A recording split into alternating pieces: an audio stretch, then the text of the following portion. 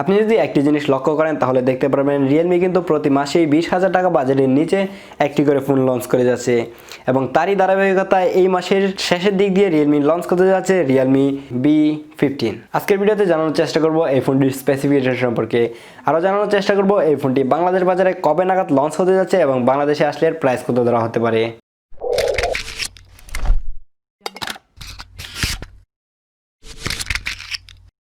আসসালামু আলাইকুম এভরিওয়ান, আমি জাফর আহমেদ রবিন ফ্রম টেক জাফর। প্রথমে কথা বলবো এই ফোনটার ডিজাইন এবং বিল্ড কোয়ালিটি নিয়ে। এই ফোনটার ডিজাইনটা যদি আপনি লক্ষ্য করেন তাহলে দেখতে পারবেন কিছুদিন আগে লঞ্চ হওয়ার Redmi Note 9 পাওয়ার একটি ফোন ছিল, সেই ফোনের সাথে এর ডিজাইনটা কিন্তু অনেক বেশি মিল রয়েছে, যার জন্য এর ডিজাইন নিয়ে তেমন কোনো কিছু আমার বলার নেই।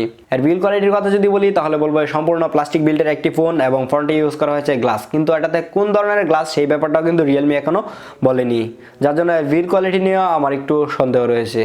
এই ফোনটিতে হাইলাইট করা ফিচার হিসেবে থাকছে 6.4 ইঞ্চি ফুল এইচডি প্লাস রেজলিউশনের একটি সুপার অ্যামোলেড ডিসপ্লে, মিডিয়াটেকের ডায়মন্ডসিটি একটি 8000 5G চিপসেট, এতে ব্যাটারি হিসেবে থাকছে 4310 mAh এর একটি বিশাল ব্যাটারি এবং এই ব্যাটারিটাকে চার্জ করার জন্য তারা বক্সে দিয়ে দিচ্ছে 15 ওয়াটের একটি ফাস্ট চার্জার। এই ছিল এই ফোনটির হাইলাইট করা ফিচার। তো চলুন জেনে আসি এখন এই ফোনটি সম্পর্কে বিস্তারিত। এখন কথা বলা যাক এই ফোনটির ডিসপ্লে নিয়ে। এই ফোনটিতে ডিসপ্লে হিসেবে পাচ্ছেন 6.4 ইঞ্চি ফুল এইচডি প্লাস রেজলিউশনের একটি সুপার অ্যামোলেড ডিসপ্লে, এতে থাকছে 411 ppi ডেন্সিটি এবং এই ডিসপ্লেটির ম্যাক্সিমাম ব্রাইটনেস 430 নিটস। তাহলে বোঝা যাচ্ছে এই ফোনটিতে খুব ভালো মানের একটি ডিসপ্লে ইউজ করা হয়েছে। এখন কথা বলার চেষ্টা করব এই ফোনটির রিয়ার ক্যামেরা সেটআপ নিয়ে। এই ফোনটির রিয়ারে ইউজ করা হয়েছে 64 মেগাপিক্সেলের একটি ট্রিপল ক্যামেরা সেটআপ, যার প্রাইমারি ক্যামেরাটি 64 মেগাপিক্সেলের যার অ্যাপারচার 1.8 এবং সেকেন্ডে পাচ্ছেন একটি 8 মেগাপিক্সেলের আল্ট্রা ওয়াইড ক্যামেরা যার অ্যাপারচার 2.2 এবং থার্ডে পাচ্ছেন একটি 2 মেগাপিক্সেলের ম্যাক্রো ক্যামেরা যার অ্যাপারচার 2.4 এবং এর রিয়ার ক্যামেরাটি দিয়ে আপনি সর্বোচ্চ ভিডিও রেকর্ড করতে পারবেন 4K তে 30 fps এবং এর রিয়ার ক্যামেরাটিতে আপনি আরও পাচ্ছেন জাইরো ইএস এর সুবিধা।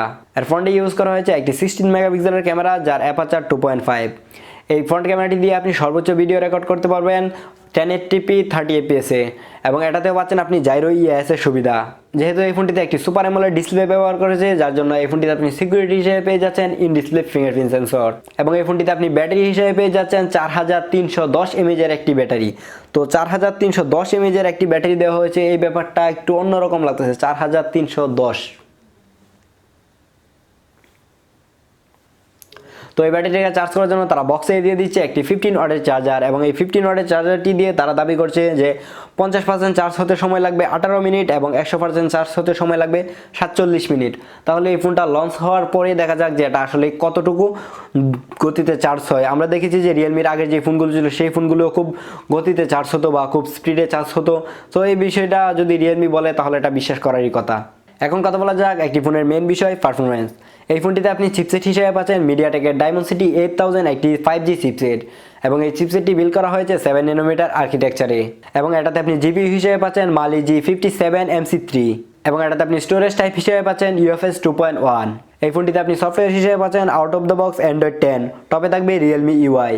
তো এই ছিল এই ফোনটির স্পেসিফিকেশান। এখন কথা বলার চেষ্টা করব এই ফোনটি বাংলাদেশ বাজারে কবে নাগাদ লঞ্চ হতে যাচ্ছে এবং বাংলাদেশে যদি আসে তাহলে এর প্রাইস কত ধরা হতে পারে। যেহেতু এই ফোনটি এখনও গ্লোবালি লঞ্চ হয়নি, এই ফোনটি গ্লোবালি লঞ্চ হবে হচ্ছে জানুয়ারির 15 তারিখে, যার জন্য বাংলাদেশে কবে লঞ্চ হবে সেই ব্যাপার তো অনেক দূরের কথা, আর বাংলাদেশের প্রাইসের কথাও এখন কোনো অবস্থাতেই জানা যাচ্ছে না। কিন্তু যদি এটা গ্লোবালি 15 তারিখে লঞ্চ হয় তাহলে ধরে নিতে পারেন যে এটা আনঅফিসিয়ালি বাংলাদেশ বাজারে 25 তারিখের পরে কিন্তু আপনি আনঅফিসিয়ালি পেয়ে যাবেন। যদি আপনি রিয়েলমির একটি নতুন আপগ্রেড ফোন কিনতে চান তাহলে এই ফোনটার জন্য আপনি কিছুদিন ওয়েট করতে পারেন। তো এই ছিল আজকের ভিডিও। আশা করি আপনার কাছে ভিডিওটি ভালো লেগেছে। যদি আপনার কাছে ভিডিওটা ভালো লাগে তাহলে ভিডিওটিতে একটি লাইক দিতে ভুলবেন না।